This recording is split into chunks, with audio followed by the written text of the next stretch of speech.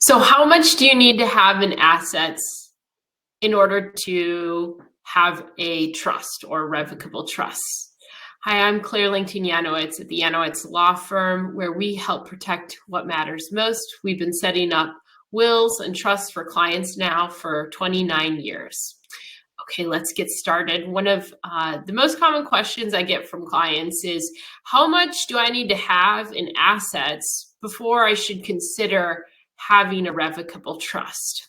And I always find that kind of a tricky question, because I don't think that the only variable that we should think about when determining if someone should have a trust is how much they have in assets. There's a lot of different variables that we want to look at to determining if a trust is right for a client. Okay, so when we look at assets, I first want to look and see what type of assets does that person have. Okay, so I want to know, do they own real estate in different states? Okay, because we don't want to go through probate, a court proceeding where the court appoints someone to be in charge of moving assets out of the deceased person's name into the living. We don't want to go through that court hearing probate in multiple different states. And sometimes that can happen when someone owns real estate in various different states. Okay, so first thing is, do we have real estate in different states?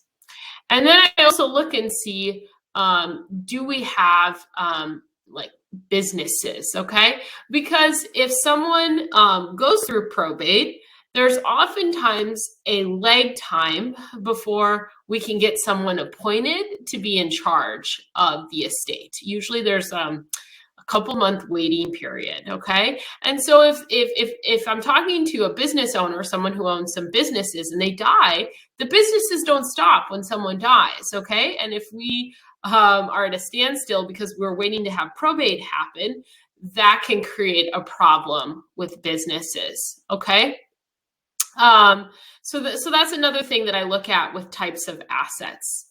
As far as asset thresholds go, in Minnesota, the Minnesota estate tax exemption is $3 million. Okay, so if someone dies with more than $3 million, they have to file a Minnesota estate tax return. So sometimes people will try and pass everything via beneficiary designation and avoid probate, and that can work out okay, not to have a trust to pass things via beneficiary designation in some instances, but it doesn't. It's never a good solution if the person has an excess of $3 million. In that case, I think it oftentimes makes sense to have a revocable trust, to have a trust, because that can allow someone to avoid probate and save on estate taxes. Okay, whereas if that couple that has an excess of $3 million has a will, in order to save on estate taxes, we have to go through a probate process to save the first spouse's estate tax exemption. Okay, so a magic asset threshold here in Minnesota, if someone's around $3 million, I think definitely a trust is something to consider. Now,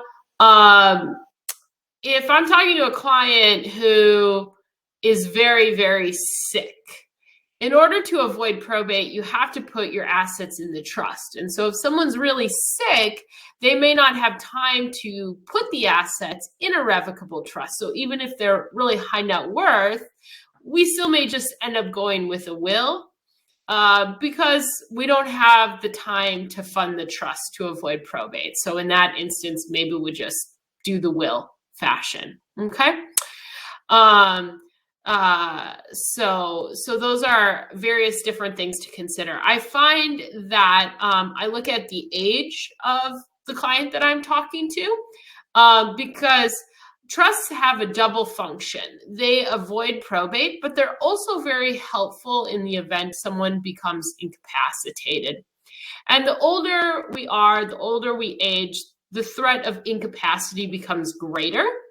So when I'm speaking to clients, that have an incapacity illness, maybe they've been just diagnosed with dementia, maybe they have Alzheimer's, those types of clients, it's really a good idea to have a trust irrespective, even if the asset net worth isn't as high, because a trust is a much better tool to manage long-term incapacity than if you have just a will and a power of attorney. So that's something else to consider.